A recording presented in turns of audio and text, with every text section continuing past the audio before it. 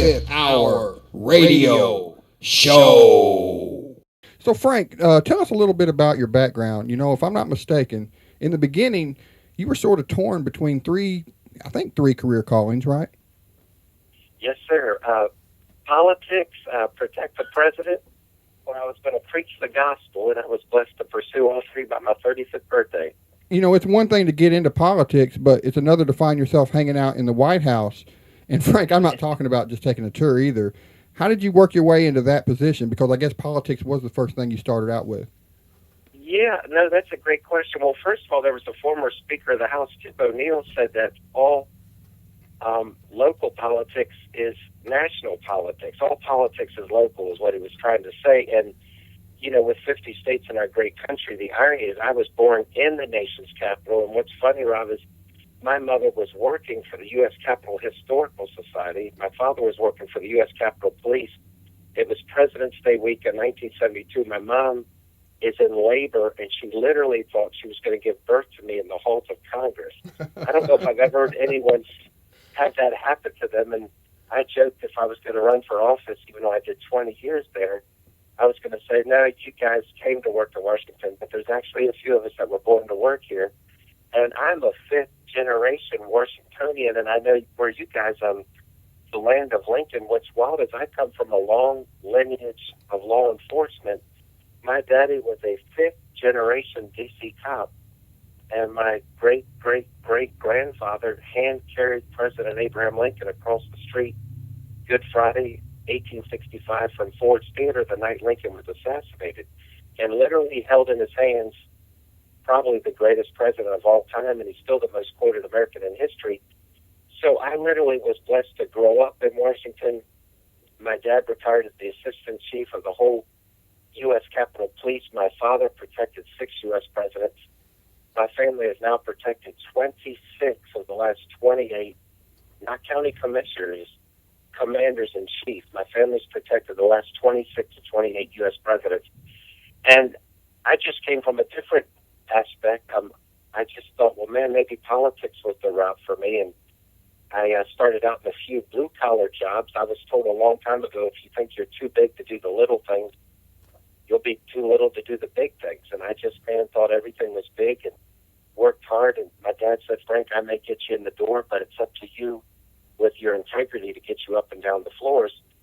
And I was just thankful for my family's name. And, you know, they worked hard and they were humble and they were God honored. But long story short, I did the politics, and then I was a speechwriter for a member of Congress, and then a aide to the governor, and then I was appointed floor staff of the U.S. Senate. And next thing I know, at 23 years old, I was the youngest person in 60 years to work for not a senator, all 100 senators out of 5,000 Senate employees who worked for 100 senators individually.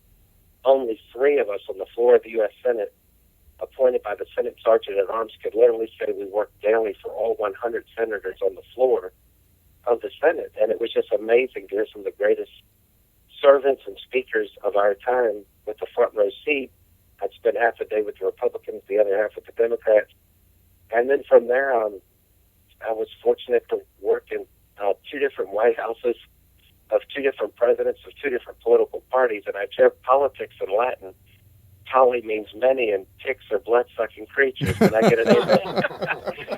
But the wild thing is I say that respectfully because they throw a lot of folks under the bus. But one, when you've lived it and worked it, you can joke. I believe we should take our work seriously, but we don't have to take ourselves so seriously. But I've been able to learn from both sides, and there's a lot we can learn from each other. You know, politics has really gotten divisive, but sometimes it's still like professional wrestling. They kind of yell at each other on TV and still grab a steak on occasion at night when the cameras are off. But we need more statesmen than politicians, because someone said years ago the difference between a politician and a statesman. The politician is thinking of the next election, but the statesman is thinking of the next generation. Yeah. And I just believe whatever we do in life, I tell folks, whether you work at Walmart, Walgreens, or the White House, we just need to look at the big picture, realize we're all replaceable. We could be here today, gone tomorrow. We need to serve with honor, but also humility. I love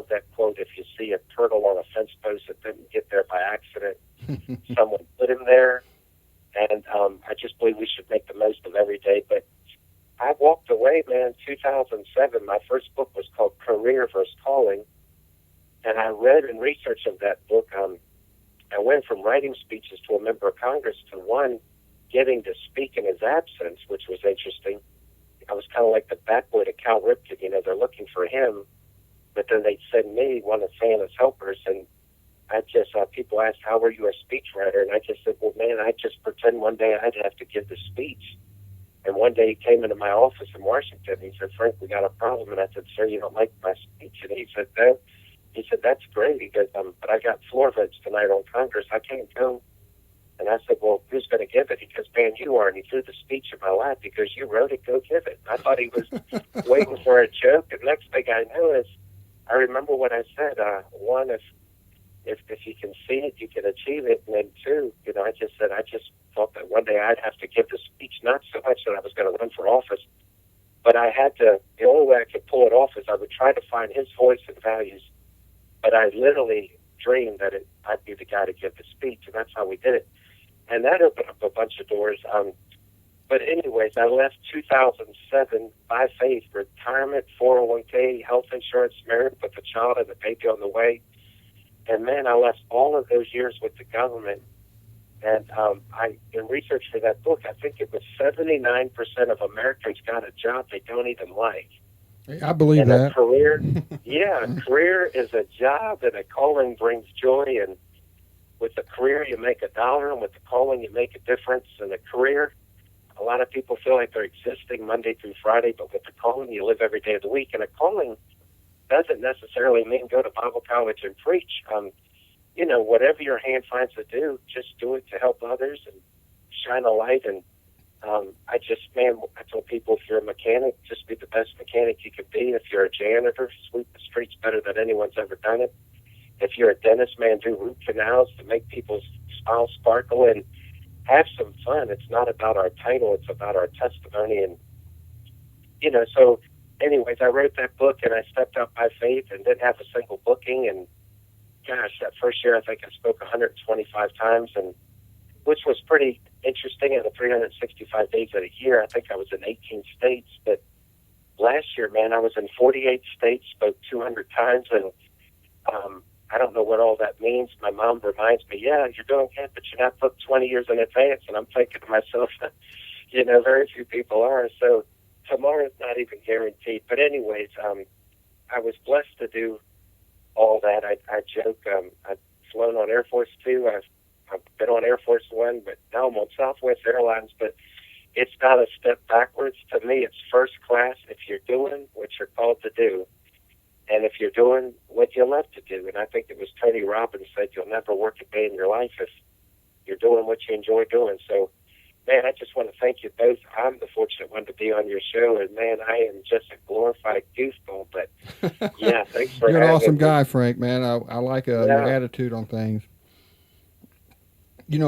I truly believe there's so many people like you who want to share the blessings God has bestowed on them, but they just don't because of a fear they have. And it could be any number of different fears, I guess. But you've set an example for people to trust faith.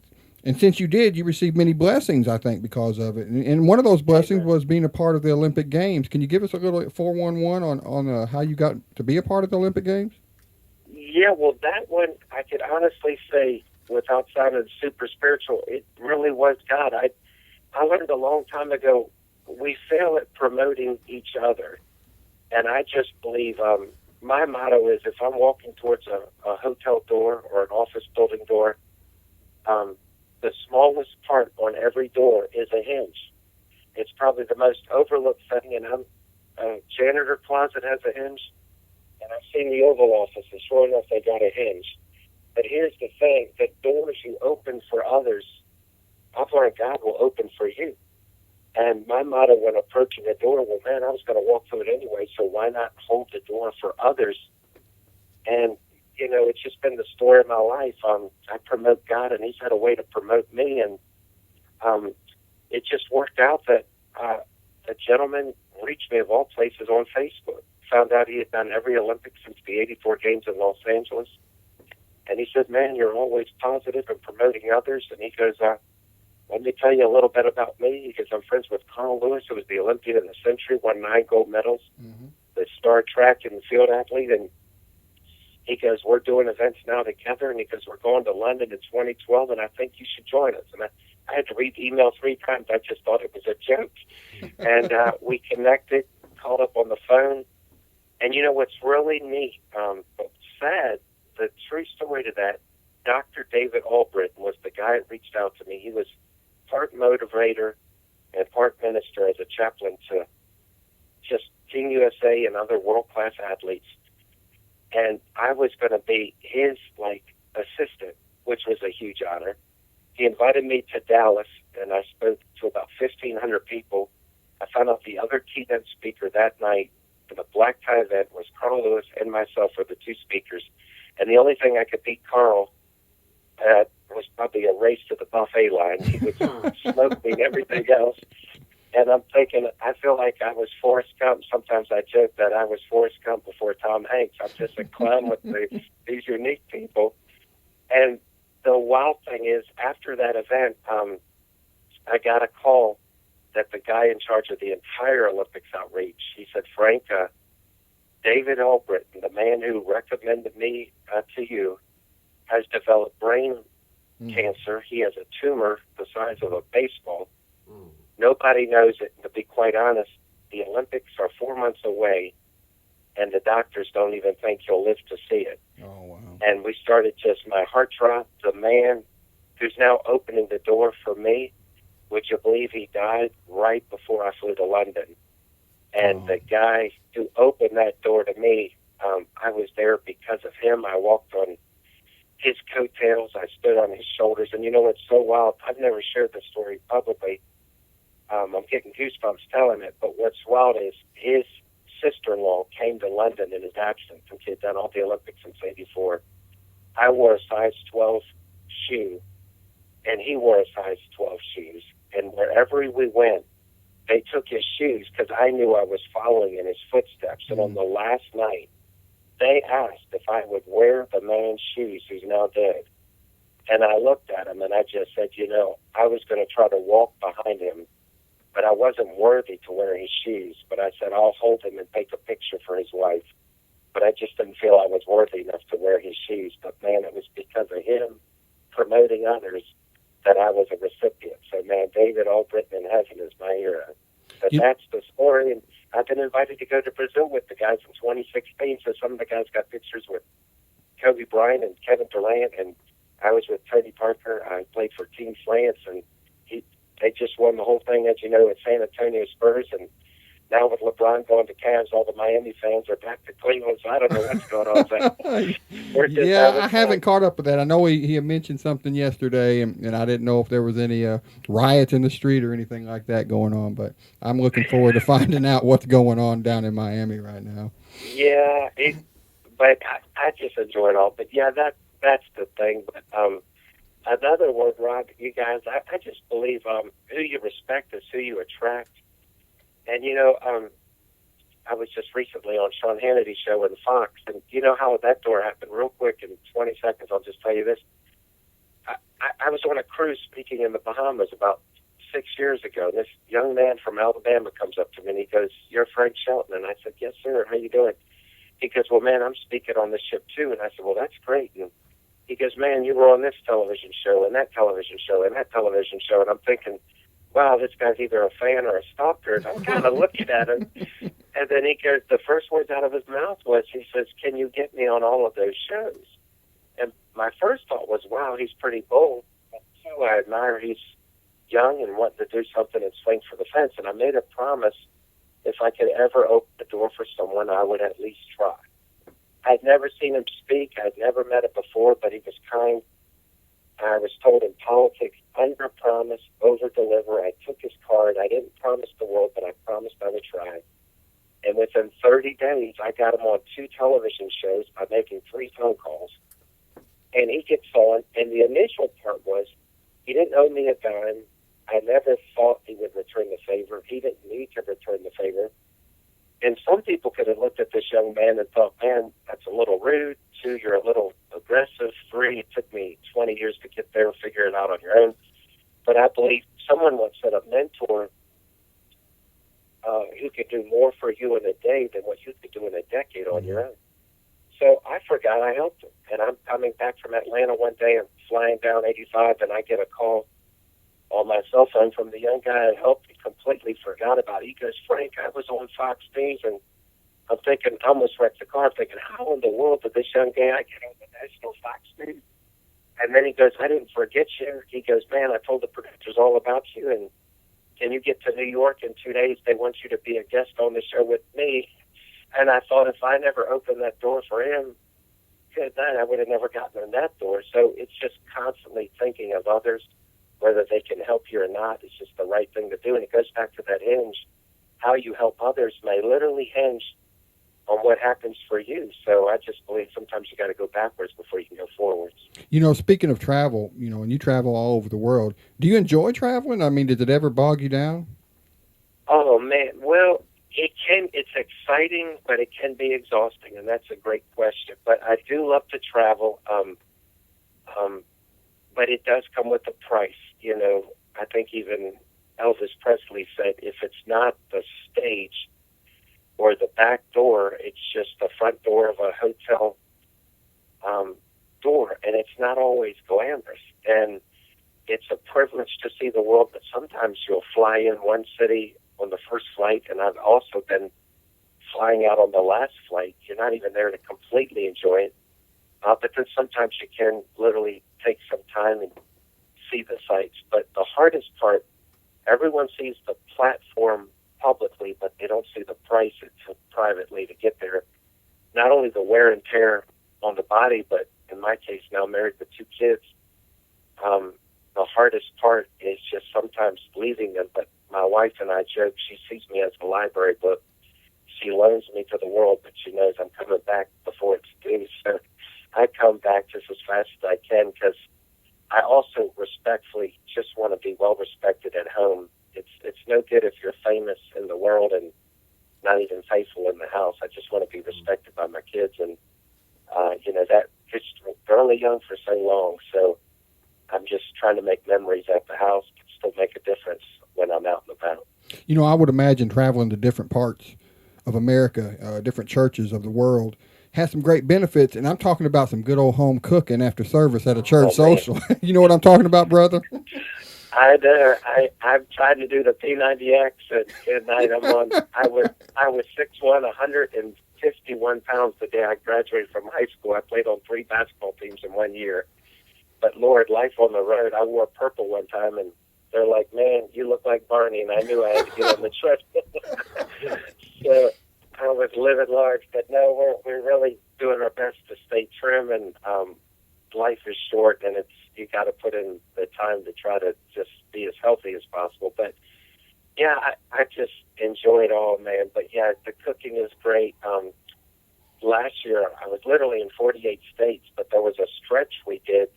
I also did 44 states in 10 days. And are you ready for this? It wasn't in a plane.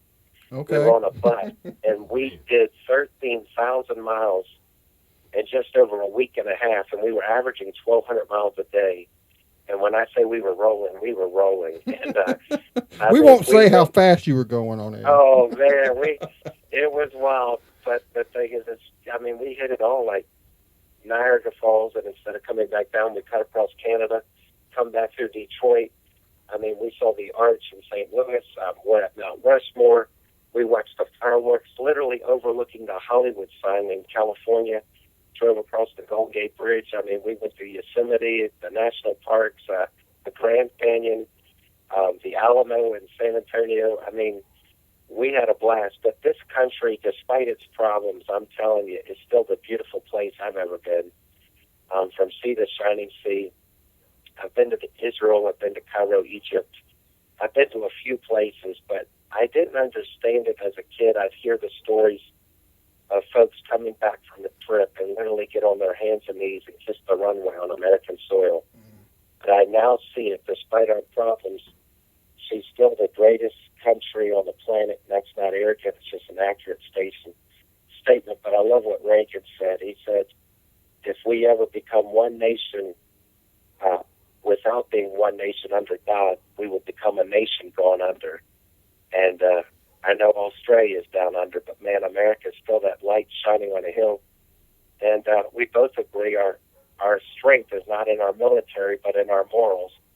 And we just got to continue to live right, because others get left out when we don't do it right. You know, Frank, that's what I like most about you, is your laid-back attitude and approach. You know, an example of that would be you have a comical side to you, right? And I love that. Oh, man. Do you incorporate Yeah. that side? Do you incorporate that side of your sermons? Do you break out the impressions? Oh, man. Oh, I do. I believe if you start out with jokes, then you can hit them with what's most important. And, of course, that's Jesus. I'm not ashamed to say it, but I was on television show just 2 nights ago, and a lady said, "Oh, that's all." This was more like local television, but she said, "Do you sing?" And I said, "Ma'am, I speak like heaven, but I sing like hell." And she about fell off the side. I got kicked with the 4th grade choir, but I just believe comedy, it really is like good medicine, and we do the impressions. I'm working on Morgan Freeman and Denzel, but I hit them with Bill Clinton and Stallone and Elvis, and I was Sarah Palin's radio show had me do President Ronald Reagan for 14 minutes on her radio show on Ronald Reagan's birthday. So I just believe comedy goes a long ways, and I also believe our setbacks go a lot further than talking about success, because most folks can't appreciate someone else's success. 2, they may think you're arrogant, or to be honest, 3, they could care less. But when you share about setbacks and struggles and the storms you've weathered, man, those go across party lines. They go across economic backgrounds. And it's like they relate to you. They want to learn more about you. And they are motivated not by so much our success, but our setbacks. So I really enjoy both the jokes, but also just being real, being raw, and that's what makes us relevant. You know, this is a question I ask so many people who've been on our show who are ministers. What is that feeling like? You know, when after you speak at a church, you know, or even during, I suppose, and you have those people that come forward and give their life to Christ and ask God to take over and totally surrender their life and put their faith in Him, and knowing that you kind of led them to that. Right. Well, I'll tell you this, man, that's a great question. Well, I had the privilege to speak last night in Clinton, South Carolina, and 19 people gave their life to Jesus after the one sermon. And I'll just tell you this, it never gets old. But 2, I know that it's just God working through me, but it is definitely not me. And I think all of us are ministers, and I will say this, it is the greatest high. I've had some of my friends that got hooked up in heroin, and when they got hooked up with heaven, they'll tell you with tears, the greatest high is not in heroin, it's in heaven. One guy told me, "Man, I used to think the high was in crack, but man, it's just bragging on Christ." And one guy told me, "Man, I used to think it was LSD, and now it's the Lord." And one guy said, "Man, I thought it was marijuana, but because it's just promoting the master, and it's not PCP, it's just talking about the Prince of Peace and the purpose you can get when you live for God." So, yeah, it's a great high. I've also heard Billy Graham's grandson is a dear friend, and matter of fact, he's coming to hear me speak on Sunday. So pray for me. It's when you got Billy Graham's family in the audience, it doesn't get much better than that. But you got some important ears listening to you. Oh man, but you know what? I tell people whether they're homeless or Harvard or Hollywood stars, at the foot of the cross, we're all the same. The ground is level, and that everybody needs Jesus. But just to say what Billy Graham said, reading autobiographies about him, is it's exhilarating, but it is exhausting. In that moment, Satan is whispering in your ear, "Don't go further. Don't tell them how they can get to heaven." They're going to yawn. They're going to laugh. One guy looks asleep. They don't want that. It sounds religious. Just stop. And, you know, you're promoting heaven, but honestly, at that moment, you're going through hell. And it's like he plays with your mind. And I heard one well-known pastor say that, you know, you see the 1 hour of heaven that I'm preaching on the stage, but you don't see the 23 hours of relentless hell that the demons are chasing me. Mm-hmm. And they say Monday, especially after speaking Sunday all day, they call it a holy hangover, and I mean that respectfully. But I've never heard of that. Yeah, that's cool. I mean, you're going through depression, you're having doubts, you're thinking about resigning, you know, quitting. Someone once said, for every 1 hour that you speak on behalf of God, it's equated to an 8-hour manual labor job. And all work is noble, but, I think of these guys with picks and X and sledgehammers and working in 100-degree heat, 8 hours. And, when I hear what Billy Graham said, and I know what I go through sometimes, it is enormous highs, but it comes with deep, dark lows. And the irony is I wouldn't trade it for anything, but boy, it also comes with a price. And here's the thing. Someone once said, if we don't take all the credit, we don't have to take much of the criticism. Mm-hmm. So we just give God all the credit. And, I learned from, there's a sliver of truth in every critic. I try to humbly learn from something. Is it something that I can adjust? And that's not just in speaking or preaching. It's for the businessman listening today or, the athlete to fine-tune. But the other side of that is someone once said, jealousy is just lousy. That's why 5 letters of jealousy spell lousy. And a former president said, hey, if you get kicked from behind, it just means you're out front. So I just keep rolling with the punches and trying to be humble enough to learn, but smart enough to realize I'm still that turtle on the fence post, and it's really not me. So what's on the agenda right now for you? If I'm not mistaken, you spoke about this a few minutes ago maybe, but you're doing a lot of traveling this weekend. You're speaking in a lot of different churches. Yeah, well, what's next is, man, I'm looking at a Cracker Barrel billboard. I wish you were here. Cracker Barrel is Frank's favorite restaurant, right?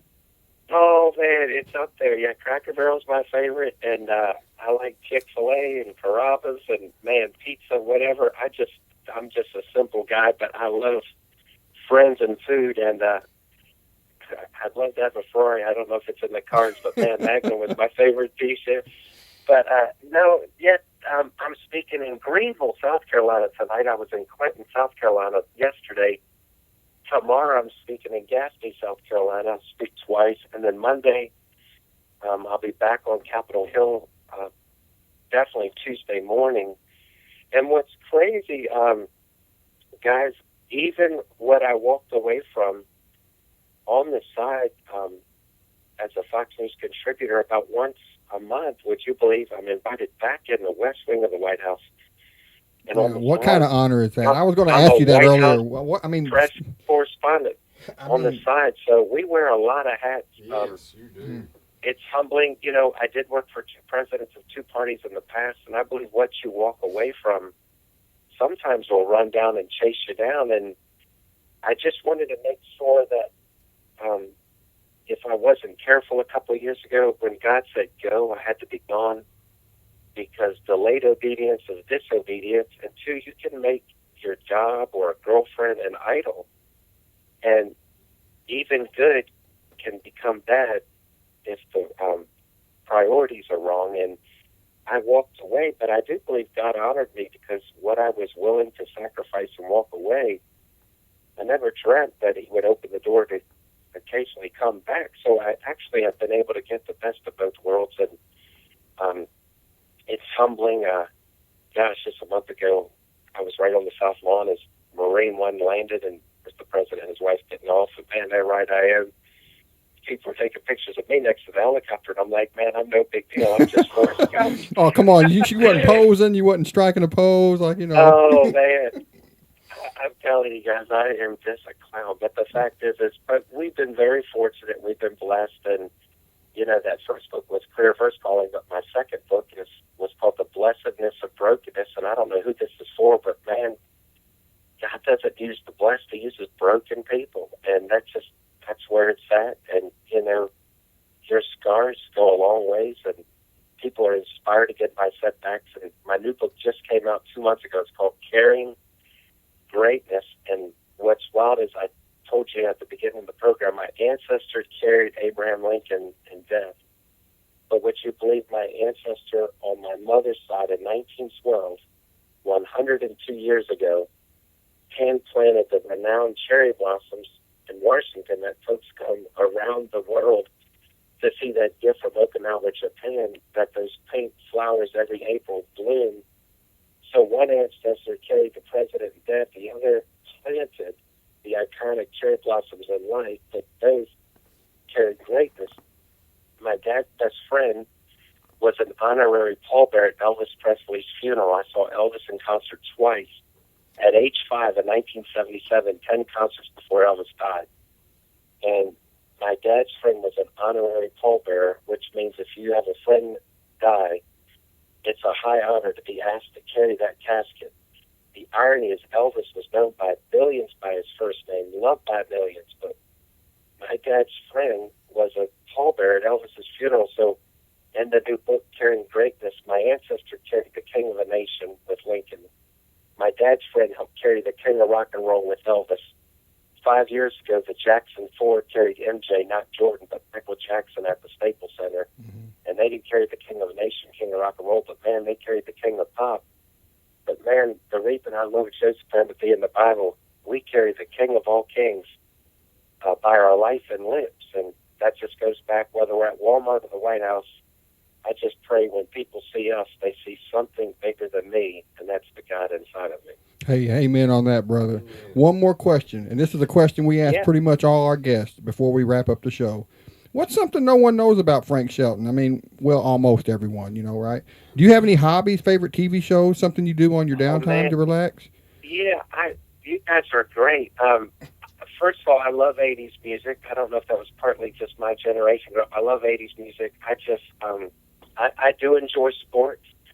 I think a lot of times people think, oh, man, if you're out on the road or you're doing something for God, you're just a geek, a nerd, or you have no passion. And, gosh, we lost the state championship of basketball, and you don't always remember the wins, but you don't forget the losses. But, I mean, the last 3 out of 4 years, I've missed the Super Bowl just because I'm on a plane speaking, and when they book me, I forget it's the Super Bowl.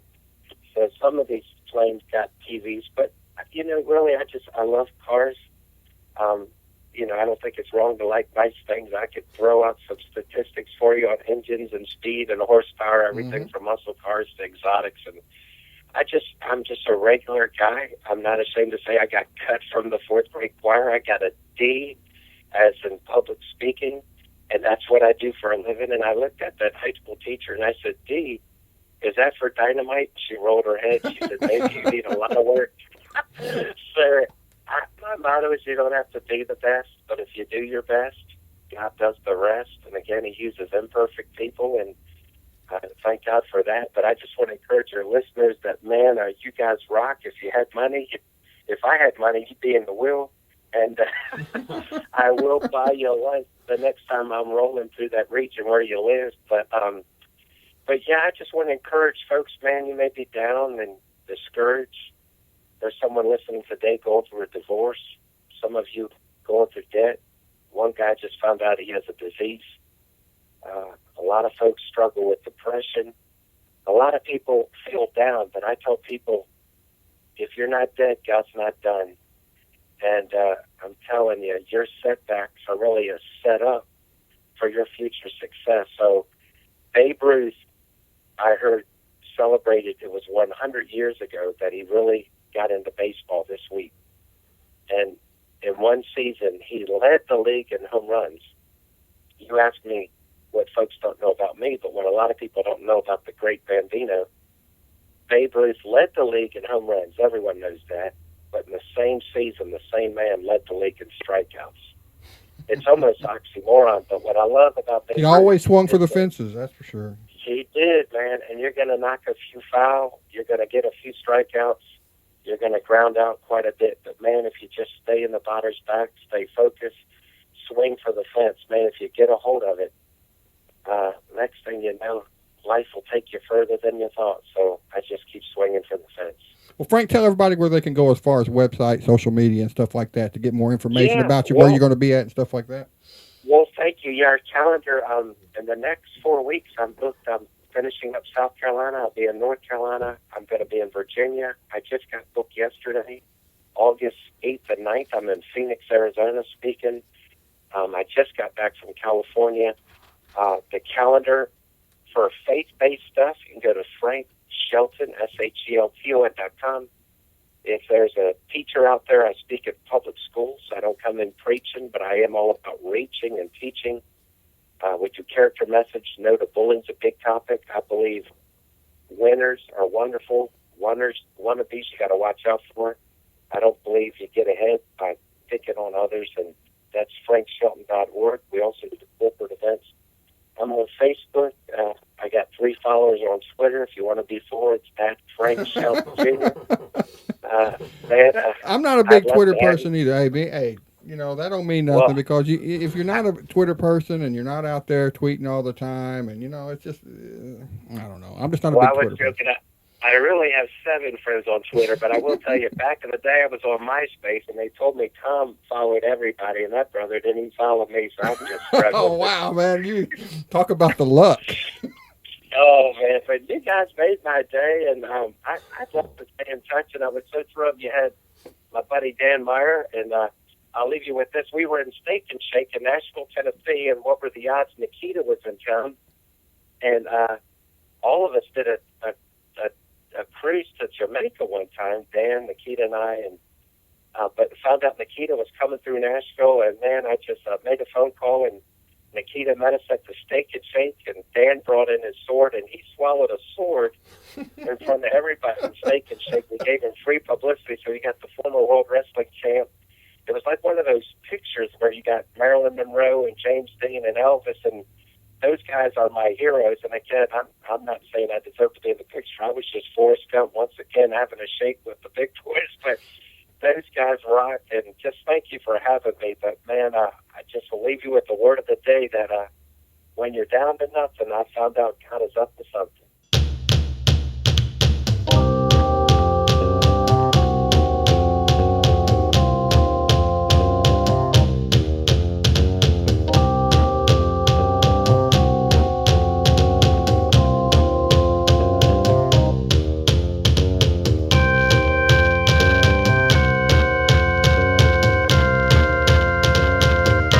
The 25th Hour Radio Show.